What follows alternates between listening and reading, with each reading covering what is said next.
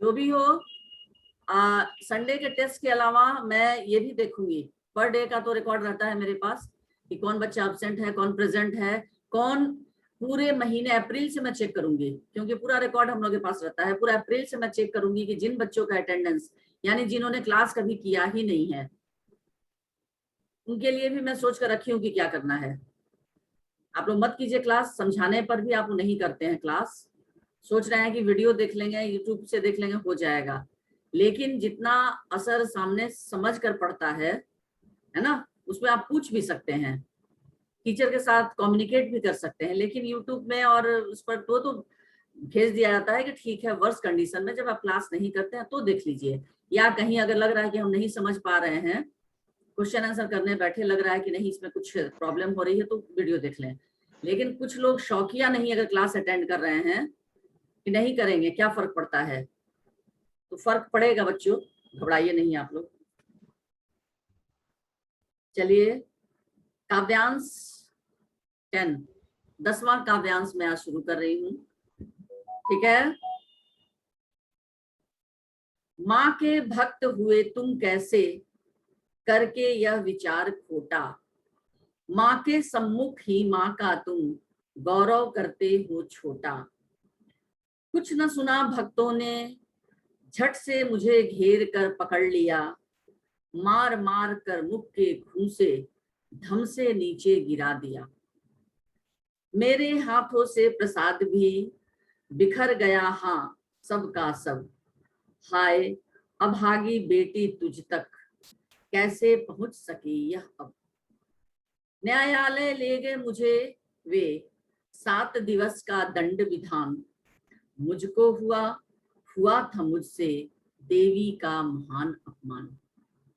अब यहाँ शब्दार्थ सम्मुख यानी सामने, गौरव यानी महिमा, अभागी अभागन, दंड विधान दंड की व्यवस्था। अब सुखिया का पिता जो है वो भक्तों से कहता है, जो मंदिर के तथाकथित भक्त, जो ऊंचे वर्ग के भक्त हैं, जो अपने आप को मानते हैं कि हम ऊंचे वर्ग के हैं, ऊंची जाति के हैं, और ये मंदिर जो है वो मेरी अपनी संपत्ति है, हम आ सकते हैं लेकिन एक अछूत जाति का व्यक्ति इसमें प्रवेश नहीं कर सकता। तो ये जो धर्म के ठेकेदार हैं, जो अपने आप को धर्म के बारे में उनका मानना है कि हम जो चाहें वही होगा। तो सुखिया का पिता भक्तों से पूछता है कि क्या उसका पाप देवी की महानता से बढ़कर है, यानी देवी का महत्व, देवी का महानता, देवी कितनी महान है ये आवश्यक है, ये बड़ा है, या मैं किस जाति का हूं ये बड़ा है। ऐसी तुच्छ विचारधारा के व्यक्ति अपने आप को देवी का भक्त कैसे कह सकते हैं? आप लोग अपने आप को कह रहे हैं कि हम लोग देवी के भक्त हैं, कैसे? आपको भी जिस देवी ने बनाया मुझे भी उसी देवी ने बनाया, आप जिस देवी की संतान है मैं भी उसी देवी की संतान हूँ। तो आप ये ऊंच नीच, छोटा बड़ा, अमीर गरीब, ऊंची जाति नीची जाति, ये तो आपने और हमने बनाया है, देवी ने तो बनाकर नहीं भेजा। फिर भला आप अपने आप को कैसे कह रहे हैं कि आप धर्म के प्रति, धर्म के ठेकेदार हैं, या धर्म जो है आपकी अपनी संपत्ति है? तो इस तरह से उसका पिता बहुत सारे प्रश्न कर रहा है।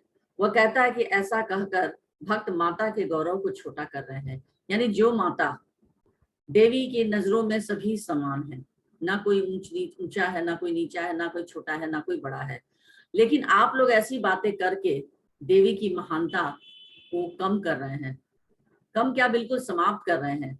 देवी तो ऐसा नहीं कहती हैं, लेकिन आप लोग मुझे प्रवेश नहीं करने दे रहे हैं मंदिर में, तो इससे देवी का गौरव जो है वो खंडित हो रहा है। तो इस तरह से सुखिया का पिता ये सारे तर्क देता है, परंतु उस समय किसी भी भक्त ने उसकी एक न सुनी, है ना। कुछ न सुना भक्तों ने, लेकिन भक्तों ने कुछ भी नहीं सुना, झट से मुझे घेर कर पकड़ लिया। और क्या किया, सभी भक्तों ने उसे चारों तरफ से घेर लिया और पकड़ लिया, और मार मार कर, लात भूसे जूता, जिसको जो चीज मिला उसी से मार मार कर मुक्का घुसा से उसको जमीन पर गिरा दिया। और उसके जब जमीन पर वो गिर गया तो हाथ में तो प्रसाद था जो पुजारी ने उसे वापस दिया था, दुर्गा के चरणों में समर्पित करके, वो प्रसाद भी पूरा नीचे जमीन पर बिखर गया। वह बस यही सोच रहा था कि उसकी बेटी अभागी किस्मत की कितनी मारी है, अभागी है। अब मैं ये फूल और ये प्रसाद उस बेचारी तक कैसे पहुंचाऊं। यानी वो जमीन पर गिरा हुआ था, लोग उसे प्रहार उस पर कर रहे हैं, चोट उसे लग रही है, लेकिन इन सारी बातों से बेफिक्र होकर बस उसे एक ही चिंता सताए जा रही थी कि कैसे वो अपने बेटी तक, अपनी बेटी की अंतिम इच्छा, यानी एक मरनासन बेटी जिसकी किसी भी क्षण मृत्यु हो सकती है, वैसी बेटी की एक अंतिम इच्छा थी कि मुझे देवी माँ के चरणों पर चढ़ाया हुआ एक प्रसाद के स्वरूप फूल चाहिए। अब भला मैं वो फूल अपनी बेटी तक कैसे पहुंचाऊं, यही सोच रहा था। देवी माँ के भक्त क्या किए, उसे न्यायालय ले गए मुझे वे, और देवी के जो भक्त थे वे पकड़कर सुखिया के पिता को न्यायालय ले गए, यानी कोर्ट ले गए। 7 दिवस का दंड विधान, जहां उसे 7 दिन कैद में रखने की सजा सुनाई गई कि 7 दिन इसको कैद में रखा जाए। और उस समय की दंड विधान यही था, यही व्यवस्था थी, क्योंकि लोगों ने उस पर क्या अभियोग लगाया कि यह अछूत जाति का व्यक्ति मंदिर में प्रवेश कर गया। और ये जिस समय की कविता है, उस समय हमारा समाज इन रूढ़िवादी परंपराओं से जूझ रहा था। आज भी ये परंपराएं हैं, लेकिन पहले से कुछ कम हुई हैं, छुआछूत की भावना। लेकिन गांव में आज भी मंदिर में अछूतों का प्रवेश वर्जित है। आज भी वो मंदिर में प्रवेश नहीं करते हैं। ऊंचे जाति वाले लोगों का जो कुआं है, वहां जाकर वो पानी नहीं भरते। तो ये जो समस्या है, ये समस्या पूरी तरह से अभी हमारे समाज से इसका उन्मूलन नहीं हुआ है, इसको पूरी तरह से जड़ से मिटाया नहीं गया है, अभी तक मिट नहीं पाई है ये सारी चीजें। तो उस समय का ये दंड था, यही व्यवस्था थी कि अगर कोई नीची जाति या छूत जाति का व्यक्ति मंदिर में प्रवेश कर जाता है तो उसे 7 दिनों की सजा सुनाई जाती है। उस समय की विधि व्यवस्था यही थी, लॉ उस समय का यही था।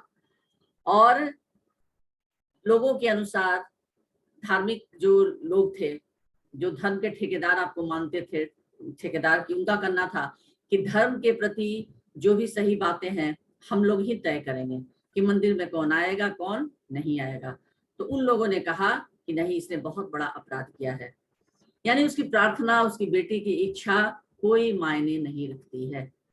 यानी लोगों ने उसे एक पिता की दृष्टि से नहीं देखा, बल्कि उसे एक अधर्मी, पापी, एक अछूत के रूप में देखा।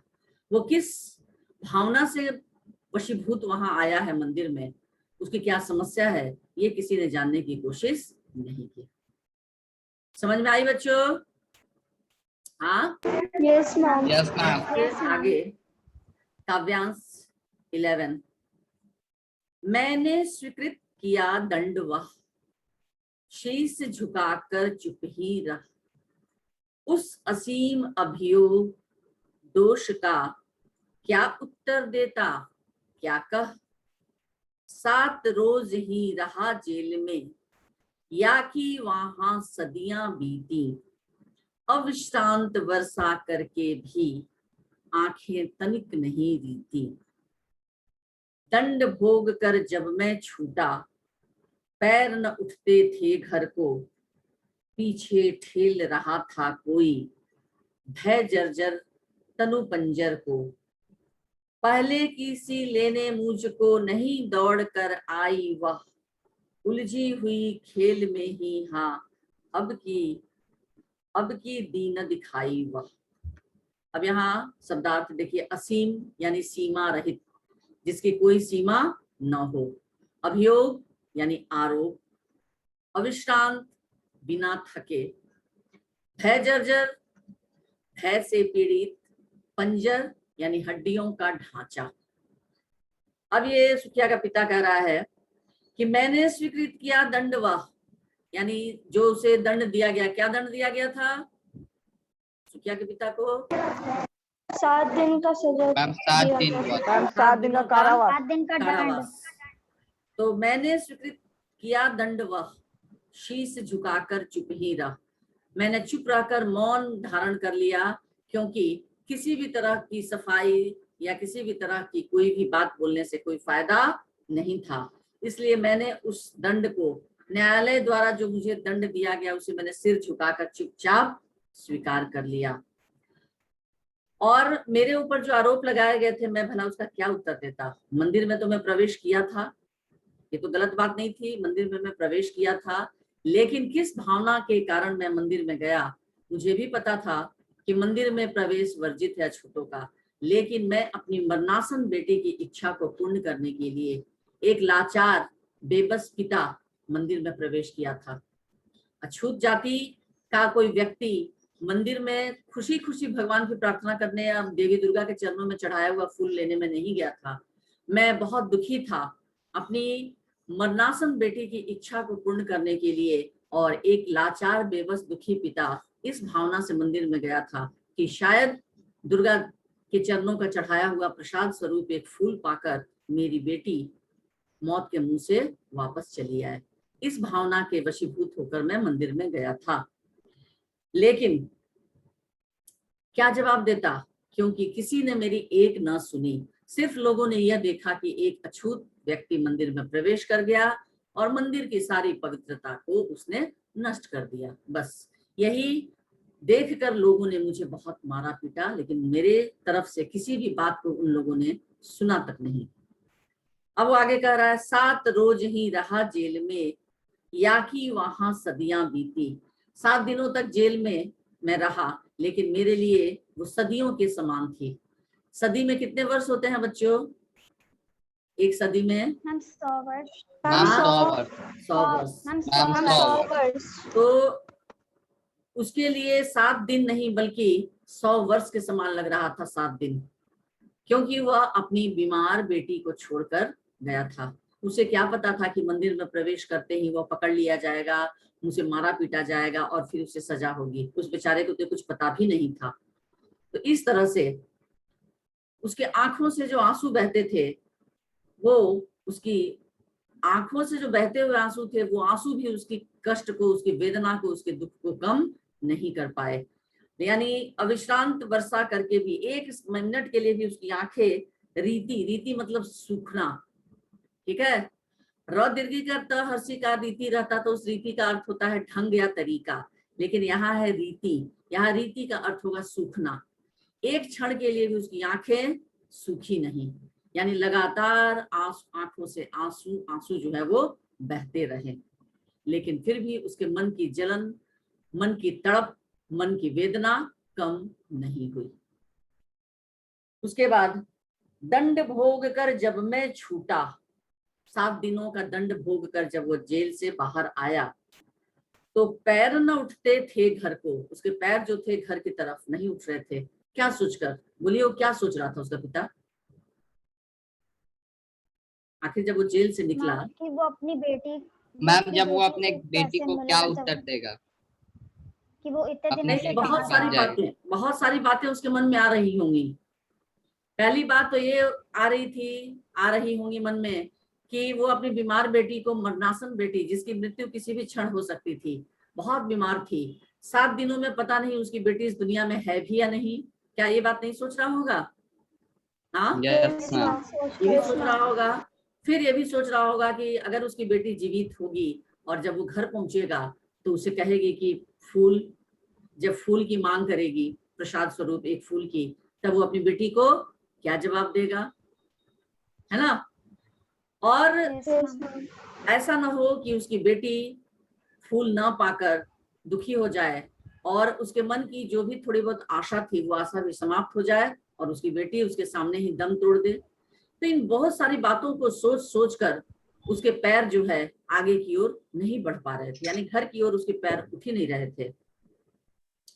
ऐसा लग रहा था कि उसका मन जो है किसी अज्ञात आशंका से, किसी भय से एकदम घिरा हुआ था और उसे लग रहा था कि कोई उसके जर्जर अस्थि पंजर को, यानी उसके शरीर को, है ना, जबरदस्ती कोई ढकेल रहा है, क्योंकि उसका शरीर जो है भय से एकदम, भय जर्जर मतलब भय से एकदम पीड़ित था उसका शरीर, और लग रहा था कि कोई उसे ढकेल रहा है। किधर की ओर ढकेल रहा है? पीछे की ओर, है ना। यहाँ पर देखिए दिया हुआ है ना, भय पीछे ठेल रहा था कोई, यानी आगे वो पैर बढ़ा रहा था, लेकिन लग रहा था कि कोई विपरीत दिशा में उसे पीछे की ओर ठेल रहा था, क्योंकि घर पहुंचने का उसे उत्साह नहीं था। क्योंकि उसके मन में बहुत सारी आशंकाएं थी कि पता नहीं उसकी बेटी जीवित होगी भी या नहीं, पता नहीं जब वो मांगेगी फूल तो मैं नहीं दूंगा तो क्या स्थिति होगी, क्या वो सोचेगी, क्या होगा, उसकी तबीयत सुधरेगी कि और बिगड़ जाएगी। तो बहुत सारी बातों को वो सोच रहा था, और उसके कदम, मन में उत्साह की भावना होती है तो इंसान के कदम जल्दी जल्दी आगे की ओर बढ़ते हैं, लेकिन मन में यदि दुख का भाव हो और डर का भाव हो तो फिर आगे कदम जो है, पैर जो है, एक मन के, दो मन के 10 किलो 15 किलो के बराबर पैर हो जाता है, एकदम आगे बढ़ता ही नहीं है। वही स्थिति इसके पिता की हो रही थी। और किसी तरह जब वो घर पहुंचा तब देखा कि पहले किसी लेने मुझको नहीं दौड़कर आई वह। पहले सुखिया का पिता कहीं से भी बाहर से आता था तो सुखिया बाहर ही खेलते उसे मिल जाती थी घर के सामने, और जैसे ही अपने पिता को देखती थी दौड़ कर आकर लिपट जाती थी और हाथ पकड़कर घर तक जाती थी। लेकिन आज वो दौड़कर उसके पास नहीं आई, और न ही खेल में वो उलझी हुई दिखाई पड़ी, अन्य बच्चों के साथ न तो खेलती हुई दिखाई पड़ी और न दौड़कर अपने पिता को लेने आई। है ना, बहुत ही मर्मस्पर्शी कविता है ये बच्चों। समझ में आया? हाँ, काव्यांश 11, काव्यांश 12। उसे देखने मरघट को ही गया दौड़ता हुआ वहां, मेरे परिचित बंधु प्रथम ही फूंक चुके थे उसे जहां। बुझी पड़ी थी चिता वहां पर, छाती धधक उठी मेरी, हाय फूल सी कोमल बच्ची हुई राख की थी ढेरी। अंतिम बार गोद में बेटी तुझको ले न सका मैं, हाँ एक फूल माँ का प्रसाद भी तुझको दे न सका मैं, हाँ। और इस तरह से मरघट यानी शमशान घाट, परिचित यानी जान पहचान के, बंधु यानी संबंधी या रिश्तेदार, धधक उठी यानी जल उठी। अब सुखिया का पिता जब घर पहुंचा तो उसके घर पर न होने से बहुत दुखी होता है, और दौड़ता हुआ वो कहाँ पहुंच जाता है? शमशान घाट। उसे जानकारी मिल जाती है, लोग आसपास के बता देते हैं कि तुम्हारे जाने पर, जेल में जाने के बाद पीछे से तुम्हारी बेटी की मृत्यु हो गई, और फिर इतने दिन तक तो उसको रखा नहीं जा सकता था, इसलिए तुम्हारे सगे संबंधी या जान पहचान के जो आस पड़ोस के लोग थे वे लोग उसे शमशान घाट में जला चुके हैं। और जैसे ही उसे पता चला वह दौड़ता हुआ सीधे शमशान घाट पहुंच जाता है, पर वहां पहुंचने से पहले ही उसके परिचित सुखिया के जो भी पिता के जो परिचित थे, संबंधी थे, वो सब उसे जला चुके होते हैं। उसके पिता की छाती ऐसा हृदय विदारक दृश्य देखकर धधक उठी, यानी एक चिता जल रही थी जमीन पर, दूसरी चिता कहाँ जल रही थी? सुखिया के पिता के हृदय में। और वो चिता जो थी, एक चिता जल रही थी जो सुखिया के शरीर को जला रही थी, उसके मृत शरीर को, और दूसरी चिता जो उसके पिता के दिल में धधक रही थी वो दुख, वेदना, कष्ट, पीड़ा की चिता थी, यानी दुख की अग्नि थी जो चिता के समान ही धधक रही थी।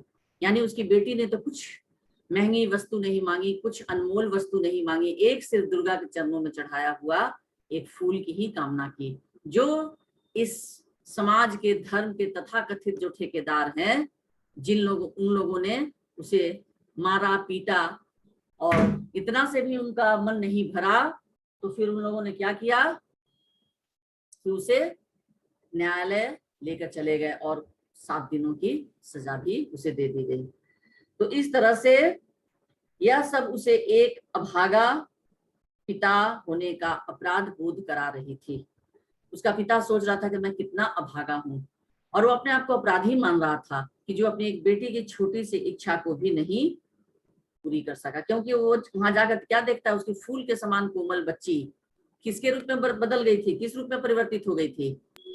राख के रूप आए फूल सी कोमल बच्ची हुई राख की थी ढेरी। क्योंकि जब चिता जला दी जाती है तो फिर मनुष्य का शरीर जो है हाड़ मांस का लोहा राख में परिवर्तित हो जाता है। और इस तरह से स्वयं को कोसने लगा कि सुखिया को आखिरी बार वह गोद में भी नहीं ले पाया। तुझको अंतिम बार, हाँ यहाँ पे है, अंतिम बार गोद में बेटी तुझको ले न सका मैं, हाँ यानी मरने के बाद भी मैं तुझे गले नहीं लगा सका, तुझे मैं गोद में नहीं ले सका।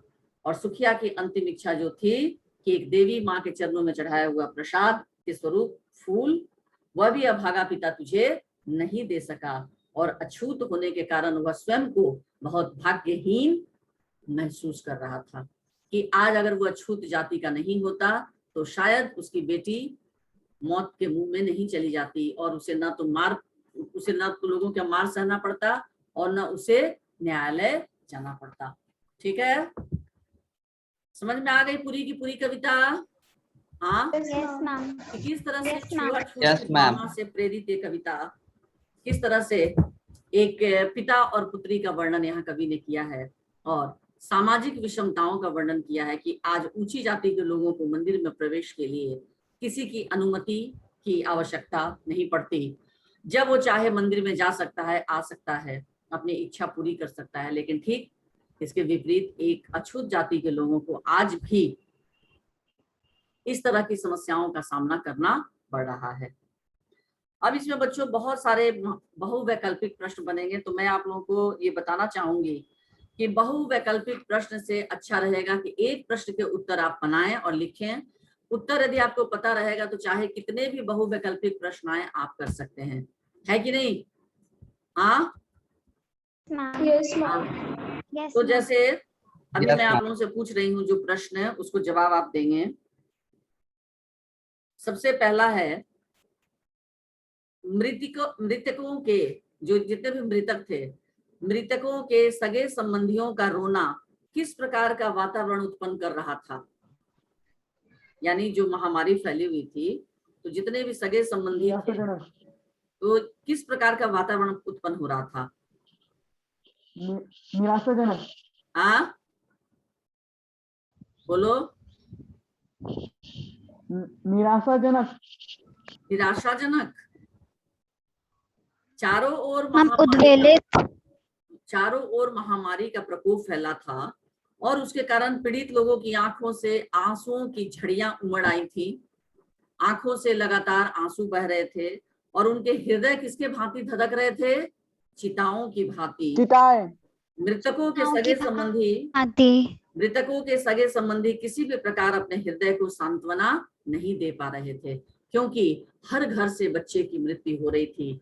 माताओं के करुण क्रंदन, चारों ओर वातावरण में चीख पुकार का स्वर मचा हुआ था। चारों ओर हर घर से चीख पुकार की आवाज आ रही थी, माताओं के रोने की आवाजें आ रही थी, है ना? और ऐसा लग रहा था कि चारों तरफ का वातावरण दुख का और घोर निराशा का वातावरण छाया हुआ था। ठीक है, आई बात समझ में? कितना लिखोगे? 2 मार्क्स मिलेगा। माताओं का रुदन किस प्रकार हृदय को द्रवित कर रहा था? माताओं का रुदन यानी जिनके बच्चे इस महामारी के शिकार हो रहे थे, तो उनका रुदन जो है सुनकर हृदय किस तरह से द्रवित हो रहा था। जिन ममतामयी माताओं की संतानें मौत को प्राप्त हो गई थी, यानी जिन बच्चों की मृत्यु हो गई थी इस महामारी में, उन माताओं का रो रो कर हाल बेहाल था। लगातार चीखने और रोने के कारण उनके कंठ जो है वो कंठ से आवाज क्षीण हो गए थे, आवाज क्षीण हो गई थी और उनकी करुणा से भरी चीख पुकार सब दिशाओं में फैल रही थी। इसलिए कवि ने उन्हें क्षीण कंठ भी कहा है, यानी लगातार चीख चीख कर रोने से अंत में मनुष्य रोते रोते थक जाता है तो उसका कंठ भी अवरुद्ध हो जाता है, गला बैठ जाता है, जिसको हम लोग कहते हैं ना गला बैठा हुआ। आप लोग देखिए ना कि गला आवाज से आवाज नहीं निकलती है, कुछ ठंडा खा लेने से गले में जब ठंड लग जाती है उस समय भी, तो लगातार रोने से भी ऐसी परिस्थिति पैदा होती है कि आवाज जो है वो कंठ में ही रह जाती है, गला बैठ जाता है। और यही स्थिति जिन माताओं के बच्चे इस महामारी में उनकी मृत्यु हो गई थी, उन माताओं की यही दुर्दशा थी। अब बहुवैकल्पिक प्रश्न जैसे यहाँ पर पूछा जा सकता है कि एक फूल की चाह कविता किस समस्या पर आधारित है? छुआछूत छुआछूत की समस्या के ऊपर। हाँ। तो मान लीजिए 4 यहाँ दिया हुआ है, 4 अगर दिया जाए समस्या, पहला है छुआछूत, दूसरा है दहेज प्रथा, सती प्रथा, भ्रूण हत्या। तो आपका सही ऑप्शन छुआछूत। छुआछूत। हाँ, तो अब इसी को आप एक प्रश्न लिख लिए, जैसे एक फूल की चाह कविता किस समस्या पर आधारित है, तो एक शब्द में उत्तर वहां लिख लीजिए छुआछूत। प्रश्न आप लिखिए एक वाक्य में, लेकिन उत्तर आप एक शब्द में लिखिए, 2 शब्द में लिखिए, ठीक है, ताकि आपको सही जानकारी रहेगी तो कोई भी MCQI आप कर सकेंगे, ठीक है। लोगों की मृत्यु का कारण क्या था?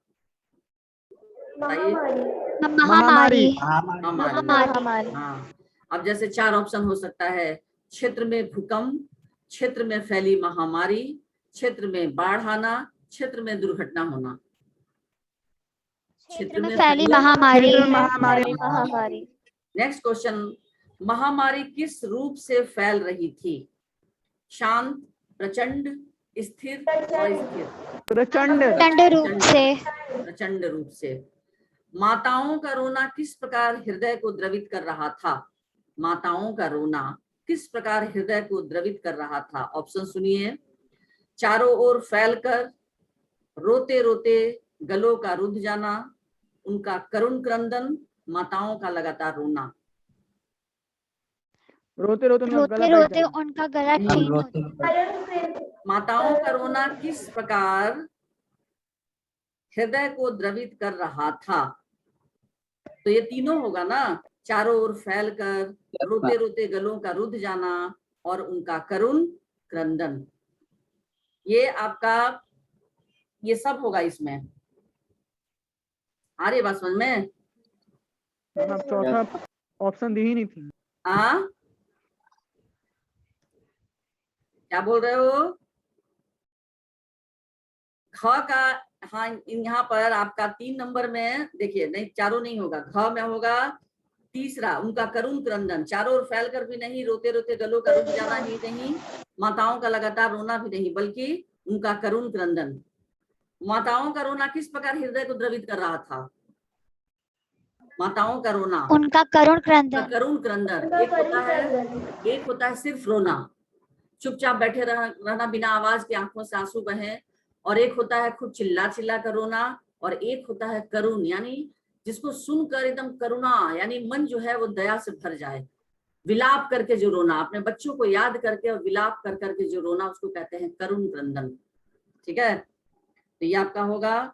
और इस काव्यांश में किन किन अलंकारों का प्रयोग हुआ है? क्लास 8 में आप लोग अलंकार पढ़े हैं, तो बहुत सारे ऐसे पंक्ति जहाँ अलंकारों का प्रयोग हुआ है। तो इस काव्यांश में किन किन अलंकारों का प्रयोग हुआ है? तो अनुप्रास का भी हुआ है, मानवीकरण का भी हुआ है, रूपक का भी हुआ है। तो अगर कोई पंक्ति दे दिया जाएगा तो उस पंक्ति में पूछा जा सकता है कि कौन सा अलंकार है। जैसे यहाँ पर मैं बता रही हूँ कि इस पंक्ति से नहीं, इस पंक्ति में जैसे सास से सी रहता है, चलो आगे मैं फिर बताऊंगी कि किस पंक्ति में कौन सा अलंकार है। अब इसके बाद देखिए, ये दूसरा जो काव्यांश है उससे मैं पूछ रही हूँ कि बहुत रोकता था सुखिया को, न जा खेलने को बाहर, नहीं खेलना रुकता उसका, नहीं ठहरती वह पल भर। अब इसमें प्रश्न यदि आपको बनता है कि किसको रोकने वाले का हृदय क्यों कांप उठता था? सुखिया के पिता का।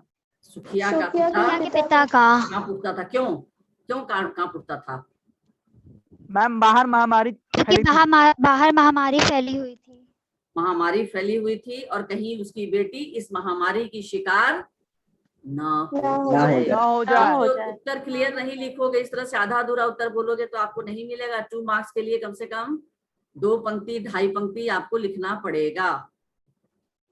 तो सुखिया का पिता महामारी के फैलने से बहुत भयभीत था, है ना, और वो अपनी पुत्री को बाहर जाने का डर था कि कहीं उनकी पुत्री भी इस महामारी की शिकार ना हो जाए, और यही कल्पना, इसी आशंका से वो कांप उठता था।